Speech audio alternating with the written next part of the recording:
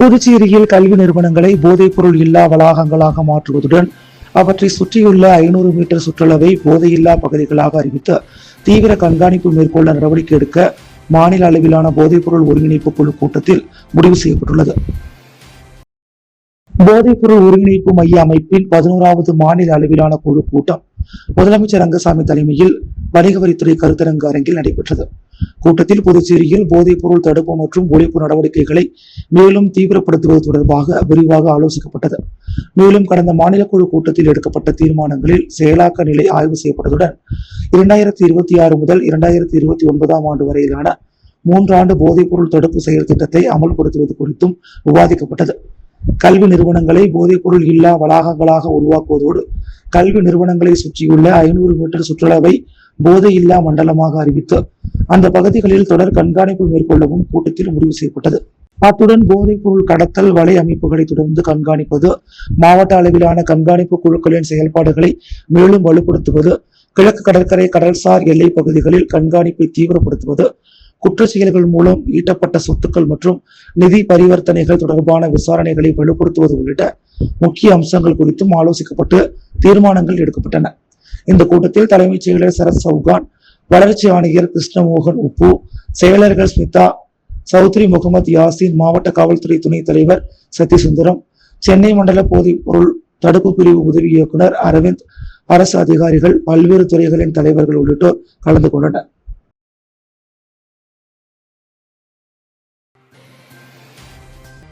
புதுச்சேரி நகரின் 8 சட்டமன்ற தொகுதிகளுக்கு குடிநீர் வழங்கும் பிரதான குழாய் சேதமடைந்ததால் சுமார் 1.5 லட்சத்திற்கும் மேற்பட்ட மக்களுக்கு கடந்த 2 நாட்களாக குடிநீர் விநியோகம் பாதிக்கப்பட்டுள்ளது.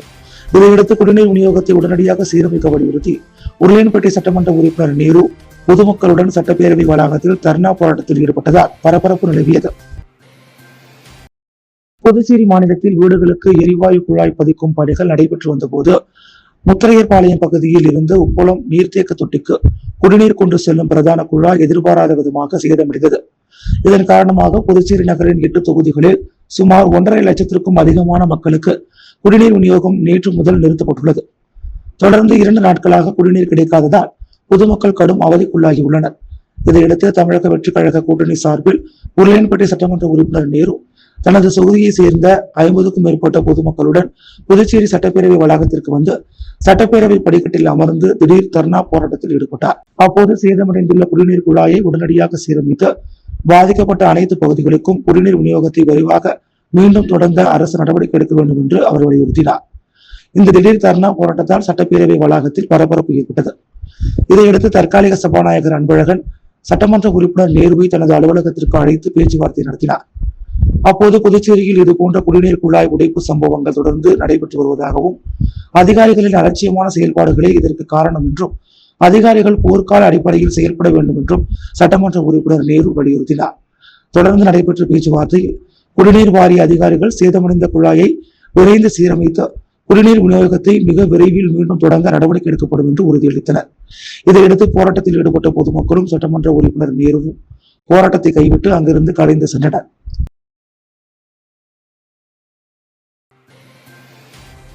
புதுச்சேரி பொதுப்பணித்துறையில் பணியாற்றி வரும் மேற்பார்வையாளர்கள், பணி ஆய்வாளர்கள், மெக்கானிக்குகள் மற்றும் பல்பணி பணியாளர்கள் உள்ளிட்ட 100க்கும் மேற்பட்டோர் தங்களது நீண்டகால கோரிக்கைகளை வலியுறுத்தி லால் பகதூர் சாஸ்திரி வீதியில் உள்ள தலைமை பொறியாளர் அலுவலகம் முன்பு அமர்ந்து இன்று 3வது நாளாக தர்ணா போராட்டத்தில் ஈடுபட்டனர்.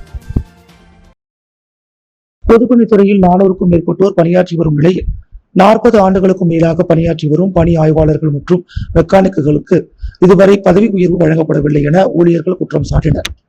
இளநிலை மற்றும் கூடுதல் பொறியாளர்களுக்கு வழங்கப்படுவது போல் தங்களுக்கும் பதவி உயர்வு வழங்க வேண்டும் என்றும் துறையில் உள்ள காலி பணியிடங்களை பதவி உயர்வு மூலம் நிரப்ப வேண்டும் என்றும் வலியுறுத்தினர். மேலும் விடுமுறை நாட்களில் பணியாற்றிய பல்பணி பணியாளர்களுக்கு மதிப்பூதியம் வழங்க வேண்டும், புதிய மெக்கானிக் மற்றும் பிற பணியாளர் பதவிகளை உருவாக்க வேண்டும், 10 ஆண்டுகளுக்கும் மேலாக பணியாற்றி வரும் பல்பணி பணியாளர்களுக்கு பதவி உயர்வு வழங்க வேண்டும் உள்ளிட்ட கோரிக்கைகளையும் அவர்கள் முன்வைத்தனர். போராட்டத்தின் போது ஊழியர்கள் தங்களது கோரிக்கைகளை வலியுறுத்தி முழக்கங்களை எழுப்பினர். தங்களது கோரிக்கைகள் மீது அரசு விரைந்து நடவடிக்கை எடுக்காவிட்டால் அடுத்த கட்டமாக புதுச்சேரி சட்டப்பேரவை மற்றும் துணைநிலை ஆளுநர் மாளிகையை முற்றுகையிட்டு போராட்டம் நடத்தப்படும் என போராட்டத்தில் ஈடுபட்ட ஊழியர்கள் எச்சரிக்கை விடுத்துள்ளனர்.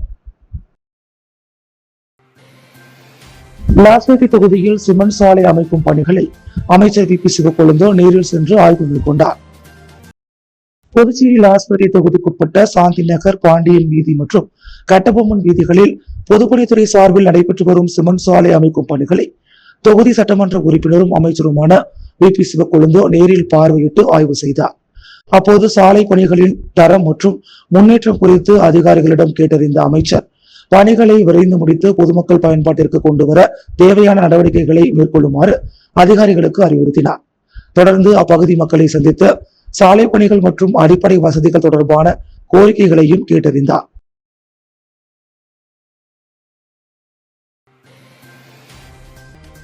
புதுச்சேரி அரசு சாலை போக்குவரத்து கழக மின்சார பேருந்து ஓட்டுநர்களின் ஊதிய மற்றும் பணி சூழல் தொடர்பான பிரச்சனைகளுக்கு சுமூக தீர்வு காண நடவடிக்கை எடுக்கப்படும் என லட்சிய ஜனநாயக கட்சியின் தலைவரும் காமராஜ் நகர் தொகுதி சட்டமன்ற உறுப்பினருமான ஜோ சார்லஸ் மார்டின் உறுதியளித்துள்ளார். புதுச்சேரி அண்ணா சிலை அருகே அமைந்துள்ள மின்சார பேருந்து சார்ஜிங் நிலையத்திற்கு சென்ற ஜோ சார்லஸ் மார்டின் போராட்டத்தில் ஈடுபட்டிருந்த மின்சார பேருந்து ஓட்டுநர்கள் மற்றும் ஒப்பந்த தொழிலாளர்களுடன் நேரில் பேச்சுவார்த்தை நடத்தினார். அப்போது மத்திய அரசு நிர்ணயித்துள்ள ஊதியம் வழங்கப்படாமல் நிலுவையில் வைக்கப்பட்டிருப்பதாகவும் இது தொடர்பாக பல கட்டங்களாக போராட்டங்களில் ஈடுபட்டு வருவதாகவும் ஓட்டுநர்கள் தெரிவித்தனர். மேலும் நீண்ட நேர பணி சூழல் குறைபாடுகள், மின்சார பேருந்துகளின் இயக்கத்தில் நிலவும் தொழில்நுட்பம் மற்றும் நிர்வாக சிக்கல்கள், குறிப்பாக நேர ஒதுக்கீடு தொடர்பான பிரச்சனைகள் காரணமாக பல்வேறு இன்னல்களை எதிர்கொண்டு வருவதாகவும் அவர்கள் முறையிட்டனர். போராட்டத்தில் ஈடுபட்ட ஓட்டுநர்களுக்கு ஆதரவாக லட்சிய ஜனநாயக கட்சியின் வழக்கறிஞர் குழு கடந்த 2 நாட்களாக பேச்சுவார்த்தையில் ஈடுபட்டு வந்த நிலையில் ஜோ சார்லஸ் மார்டின் நேரில் சென்று தொழிலாளர்களின் கோரிக்கைகளை விரிவாக கேட்டறிந்தார். பிரச்சனைக்கு நிர்வாக தரப்புடன் நேரடியாக வந்து பேச்சுவார்த்தை நடத்த வேண்டும் என்று ஓட்டுநர்கள் வலியுறுத்திய நிலையில் சம்பந்தப்பட்ட அதிகாரிகளை சந்தித்து சுமூகமான தீர்வை ஏற்படுத்த தேவையான நடவடிக்கைகளை மேற்கொள்வதாக ஜோ சார்லஸ் மார்டின் உறுதியளித்தார். மேலும் பிரச்சனைக்கு விரைவில் தீர்வு காணப்படும் என்ற நம்பிக்கையை தெரிவித்த அவர் அதுவரை பொதுமக்கள் பாதிக்கப்படாத வகையில் வேலை நிறுத்தத்தை கைவிட்டு மின்சார பேருந்து சேவையை வழக்கம் போல் தொடருமாறு ஓட்டுநர்களிடம் வேண்டுகோள் விடுத்தார். தொடர்ந்து மின்சார பேருந்தில் பயணம் செய்த ஜோ சார்லஸ் மார்டின் ஓட்டுநர்கள் மற்றும் பணியாளர்கள் எதிர்கொள்ளும் நடைமுறை சிக்கல்கள், பணிச்சுமை மற்றும் இயக்கத்தில் உள்ள இடையூறுகள் குறித்து நேரில் கேட்டறிந்தார். இந்த சந்திப்பின் போது லட்சிய ஜனநாயக கட்சியின் பொதுச் செயலாளர்கள் டாக்டர் துரைசாமி, வழக்கறிஞர் பிரபாகரன் மற்றும் கட்சியின் வழக்கறிஞர் குழுவினர் உடனிருந்தனர்.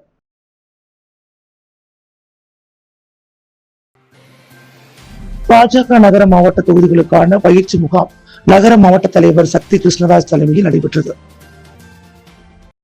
புதுச்சேரி பாரதிய ஜனதா கட்சியின் நகர மாவட்டத்திற்கு உட்பட்ட நெல்லித்தோப்பு, முத்தியால்பேட்டை மற்றும் உப்பளம் தொகுதிகளுக்கான பயிற்சி முகாம் நகர மாவட்ட தலைவர் சக்தி கிருஷ்ணராஜ் தலைமையில் மகாத்மா காந்தி சாலையில் உள்ள சங்கர வித்யாலயா பள்ளியில் சிறப்பாக நடைபெற்றது. இந்நிகழ்ச்சியில் பாரதிய ஜனதா கட்சியின் புதுச்சேரி மாநில தலைவர் வி பி ராமலிங்கம் சிறப்பு விருந்தினராக பங்கு பெற்றார்.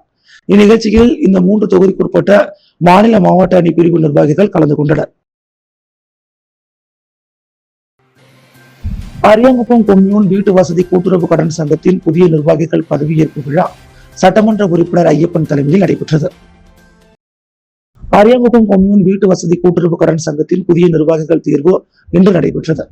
இதில் சங்கத்தின் புதிய தலைவராக சிவனேசன், துணைத் தலைவராக கருணாமூர்த்தி, செயலாளர் சீதாராமன், இயக்குநர்கள் மோகன்ராஜ், கலியபெருமாள், முருகையன், காந்திமதி, ரமணா, ஜெயா, புஷ்பா ஆகியோர் தேர்வு செய்யப்பட்டு இதற்கான பதவியேற்பு விழா இன்று காலை சங்க அலுவலகத்தில் நடைபெற்றது. இதில் சிறப்பு விருந்தினராக அரியாங்குப்பம் சட்டமன்ற உறுப்பினர் ஐயப்பன், மணவெளி சட்டமன்ற உறுப்பினர் ராமு ஆகியோர் கலந்து கொண்டு தேர்வு செய்யப்பட்ட நிர்வாகிகளுக்கு பொன்னாடை போர்த்தி வாழ்த்து தெரிவித்தனர். மேலும் கூட்டுறவுத்துறை அதிகாரி சண்முகம் முன்னிலை வகித்து பதவியேற்பனை செய்து வைத்தார். மேலும் நிகழ்ச்சியில் கூட்டுறவுத்துறை பணியாளர்கள் சித்ரா, குரு மற்றும் சங்க உறுப்பினர்கள், கிராம தலைவர்கள் பலர் நிகழ்ச்சியில் கலந்து கொண்டு சால்வை அணிவித்து வாழ்த்து தெரிவித்தனர்.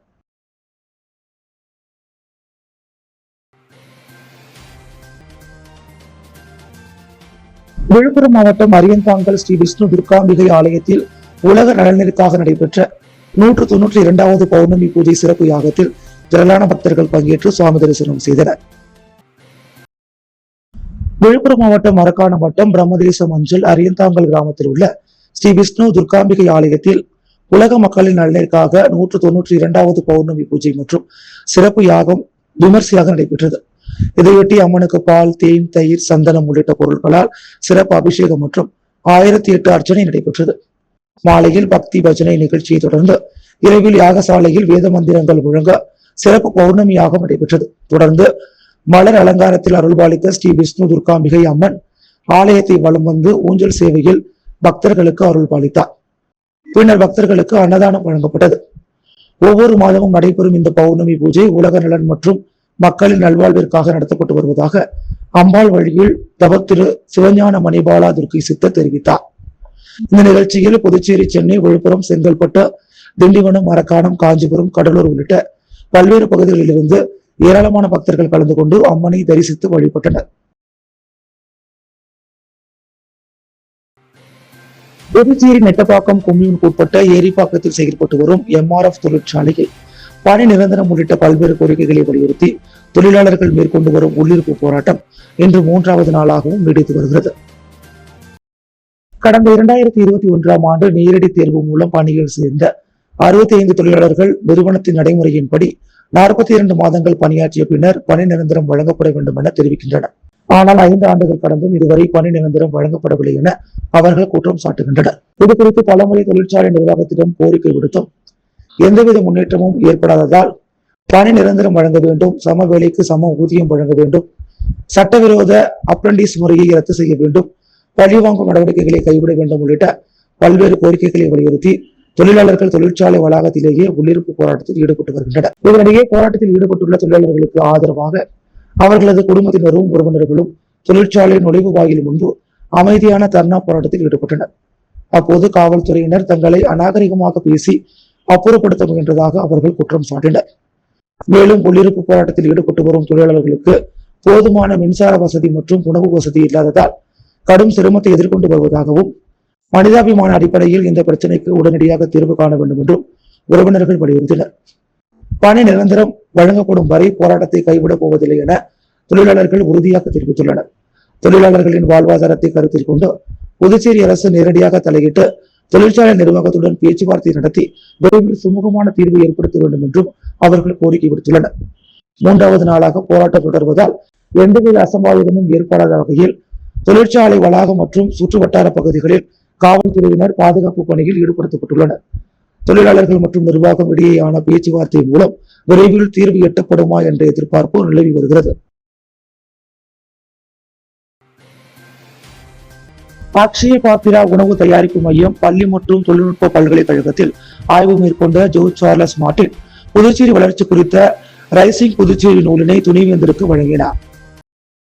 புதுச்சேரி காமராஜ் நகர் தொகுதி சட்டமன்ற உறுப்பினரும் லட்சிய ஜனநாயக கட்சியின் தலைவருமான ஜோர்ஜ் சார்லஸ் மார்டின் லாஸ்பேட்டையில் செயல்பட்டு வரும் அக்ஷய பாத்திரா உணவு தயாரிப்பு மையத்தை நேரில் பார்வையிட்டு உணவின் தரம், சுகாதார வசதிகள் மற்றும் செயல்பாடுகளை ஆய்வு செய்தார். தொடர்ந்து பாத்திமா உயர்நிலை பள்ளிக்கு சென்ற அவர் பள்ளியின் அடிப்படை வசதிகள் மற்றும் மாணவர்களின் தேவைகள் குறித்து ஆசிரியர்கள் மற்றும் நிர்வாகத்தினருடன் ஆலோசனை நடத்தினார். மாணவர்களுக்கான ஸ்மார்ட் போர்டு, கூடுதல் பெஞ்ச், டெஸ்க், கழிப்பறை உள்ளிட்ட வசதிகளை மேம்படுத்த நடவடிக்கை எடுக்கப்படும் என உறுதியளித்தார். மேலும் பள்ளி வளாகத்தை ஆய்வு செய்து மழைநீர் தேங்கும் பகுதியை சீரமைக்க அதிகாரிகளுக்கு அறிவுறுத்தினார். இதனைத் தொடர்ந்து புதுச்சேரி தொழில்நுட்ப பல்கலைக்கழகத்திற்கு சென்ற ஜோர்ஜ் சார்லஸ் மார்டின் துணைவேந்தருடன் சந்தித்த கல்வி மற்றும் வளர்ச்சி தொடர்பான ஆலோசனை நடத்தினார்.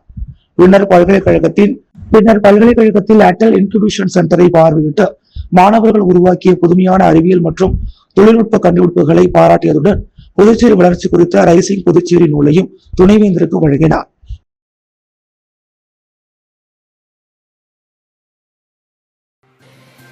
தாய் தமிழர் பாதுகாப்பு அமைப்பு சார்பில் நிர்வாகிகள் பிறந்த நாளை முன்னிட்டு பல்வேறு நலத்திட்ட உதவிகள் வழங்கப்பட்டது. தாய் தமிழர் பாதுகாப்பு இயக்கத்தின் சார்பாக அதன் முக்கிய தலைமை பொறுப்பாளராகிய கலைமாமணி டாக்டர் நமச்சிவாயம் மற்றும் தாஸ் வெங்கடேசன், கலைமாமணி, அரியபுத்திரி, செண்பகம், முருகதாஸ், லட்சுமி தேவி, ஷாமலா, ஆனந்தி, சாந்தி, செல்வராஜன் ஆகியோர்களுக்கு மிக சிறப்பானதொரு பிறந்தநாள் விழா தலைமை அலுவலகத்தில் கொண்டாடப்பட்டது. இவ்விழாவிற்கு தலைமையேற்று நிறுவன தலைவர் கலைமாமணி டாக்டர் V.K. சுவாமிதாசன் பிறந்தநாள் கொண்டாடும் அனைத்து அன்புக்குரிய தலைமை பொறுப்பாளர்களை வாழ்த்தி இனிப்பு வழங்கியதுடன் சிறைப்பித்து நினைவு பரிசுகளை வழங்கி பாராட்டி வாழ்த்துறை வழங்கினார். மேலும் பிறந்தநாள் கொண்டாடும் ஒவ்வொருவருக்கும் ஒருவருக்கொருவர் வாழ்த்து கூறி இனிப்பு மற்றும் பரிசுகள் வழங்கி மகிழ்ந்தனர். தொடர்ந்து பல்வேறு நலத்திட்ட உதவிகள் வழங்கப்பட்டது.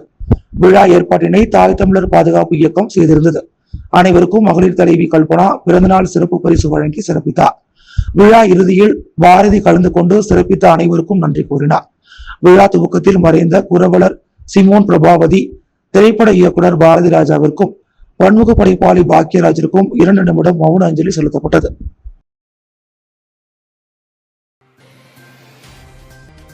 கோரிமேடு இந்திரா காந்தி அரசு மேல்நிலைப் பள்ளிக்கு rotary club of Pondicherry central சார்பில் ஸ்மார்ட் போர்டு வழங்கப்பட்டது. புதுச்சேரி கோரிமேட்டில் உள்ள இந்திரா காந்தி அரசு மேல்நிலைப் பள்ளிக்கு rotary club of Pondicherry central சார்பில் ரூபாய் 1 லட்சம் மதிப்புள்ள ஒரு ஸ்மார்ட் போர்டு வழங்கப்பட்டது. இத்திட்டத்தை அப்பகுதி சட்டமன்ற உறுப்பினர் AKD ஆறுமுகம் தொடங்கி வைத்தார். இந்நிகழ்ச்சியில் ரொட்டேரியன்கள் தலைவர் பிரசன்னா, செயலாளர் பாலா, திட்ட இயக்குனர் பிரேம்ராஜா, வெங்கட்ரமணி, ராம்குமார், சிவராஜ், மீரான், குணா, இந்தர், மோகனகிருஷ்ணன், சார்லஸ், வினோத், சீனிவாசன் மற்றும் சண்முக சுந்தரம் ஆகியோர் கலந்து கொண்டனர். மேலும் பள்ளியின் துணை முதல்வர் மற்றும் ஆசிரியர்களும் இதில் பங்கேற்றனர்.